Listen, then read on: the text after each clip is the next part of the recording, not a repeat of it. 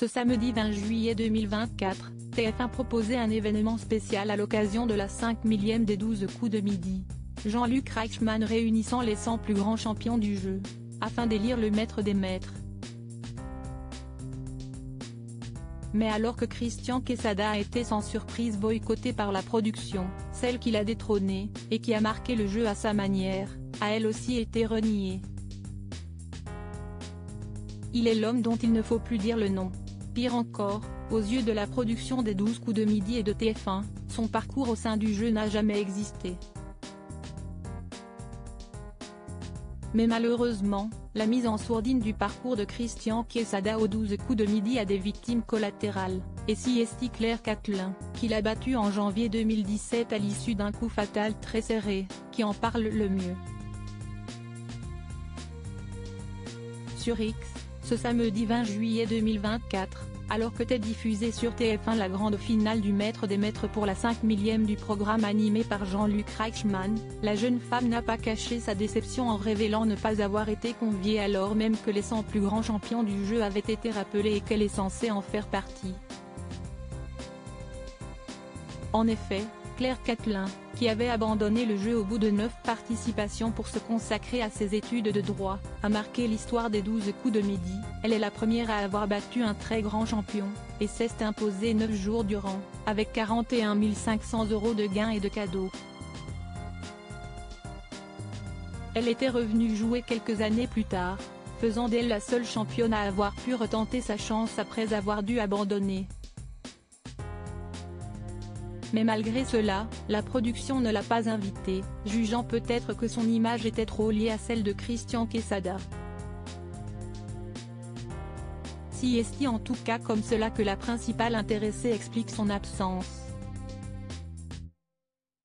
Claire Catelin très amère: j'ai eu un petit pincement au cœur quand même. Aussi, mes convictions féministes se trouvent un peu affectées par le fait que je n'aille pas été invitée.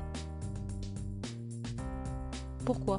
Parce qu'encore une fois, une femme est victime des fautes d'un homme. En l'espèce, il s'agit des fautes d'un ancien grand champion du jeu qui a été reconnu coupable de pédopornographie. Ma faute à moi? L'avoir détrôné, lui. Mon image est liée à la sienne, a déploré la jeune femme sur son réseau social, amère en regardant l'émission à laquelle elle aurait eu plaisir à reparticiper. Claire a reproché au maître de midi présent sur le plateau de parler de grande famille, alors même qu'elle en a été exclue sur seul motif d'avoir battu l'homme dont il ne faut plus dire le nom. J'ai ce petit pincement quand même en ayant zappé ce soir et entendu qu'il s'agissait d'une grande famille. Peut-être, mais pas quand on est une petite meuf indie qui a mis un pédophile hors du jeu. Et que malgré toutes les galères qu'elle put vivre, elle a fait son max. Effectivement, comme elle l'a révélé dans son thread, la jeune femme a eu beaucoup de soucis de santé ces dernières années, mais qui ne l'ont pas empêchée de se battre sans relâche pour aller au bout de ses études. Claire a connu beaucoup de problèmes de santé graves. J'ai désormais validé et majoré un master de droit social et je suis entrée en doctorat.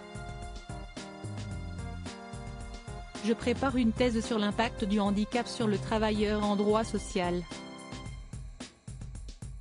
Par ailleurs, j'ai commencé à enseigner, à l'université puis dans un lycée et j'adore mon métier. Aussi, depuis 2017, je me suis battue comme une lionne contre la maladie et le handicap. J'ai subi 3 interventions aux poumons, une opération de la colonne et une mastectomie partielle. Sans compter les très nombreuses hospitalisations pour insuffisance respiratoire grave. D'ailleurs, j'ai pris énormément de poids à cause de la maladie. Car il me reste de tout cela de grandes difficultés de mobilité et beaucoup de séquelles. Néanmoins, je n'ai rien lâché, jamais, a expliqué Claire, qui à défaut d'être présente sur TF1 pour affronter Emilien, Xavier ou encore Paul, sacré maître des maîtres, faisait partie des 3,08 millions de personnes, selon des chiffres Médiamétrie relayés par Pure Média, à regarder le match des 100. Retour sur l'affaire Christian Quesada. Pour rappel, le 27 mars 2019, Christian Quesada a été mis en examen et placé en détention provisoire à la suite d'une plainte d'une jeune femme mineure déposée 13 mois plus tôt. Accusé de tentative de corruption de mineurs, le champion des 12 coups de midi a finalement été également mis en examen pour détention d'images et vidéos à caractère pédopornographique. À l'époque, l'affaire fait grand bruit, et TF1 se voit reprocher le fait de ne pas avoir regardé de plus près le passé judiciaire de son champion.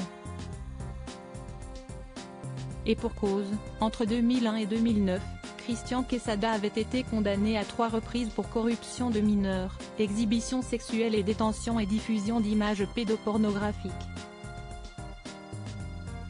Pire encore, en 2017, quelques semaines après avoir participé au programme, le sexagénaire était condamné pour tentative de proxénétisme aggravé. Le procès de Christian Quesada s'est tenu le 8 avril 2020 à Bourg-en-Bresse, en plein confinement, et le champion, qui avait remporté plus de 620 000 € de gains et de cadeaux, a été condamné à 3 ans de prison ferme, et 5 ans de suivi socio-judiciaire.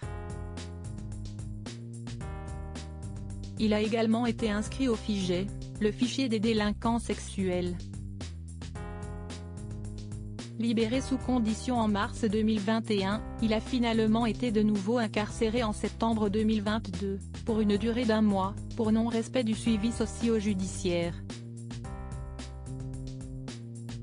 Depuis sa sortie le 19 octobre 2022, Christian Quesada fuit les médias et aurait totalement changé de look et de physique afin de ne plus être reconnaissable dans la rue.